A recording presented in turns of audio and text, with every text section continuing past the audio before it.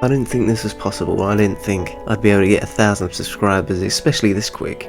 But we've done it. You know, I've got 1,000 subscribers. Last update was 100 subscribers, and that was probably a month or two ago. So the channel is really growing, and hopefully it'll keep up that trend, and it'll keep getting bigger and bigger. And yeah, I can keep bringing out some cool videos to you guys. Hopefully you've noticed, like, the quality's improved. I've been trying to improve every time, especially the sound quality. I've bought a new mic. It's pretty good, I think. Yeah, hopefully my voice should be a lot clearer and crisper, and the editing should improve. So with this 1,000 subscribers, I think I should do something special for you guys. It's not necessarily creepy, but it's more, letting you know who I am, some of the hobbies I have, and I'm going to show you my pets. Now, I have 3 fish tanks and a dog, so it'll be probably 4 videos or 5, or however many videos I decide to do it in.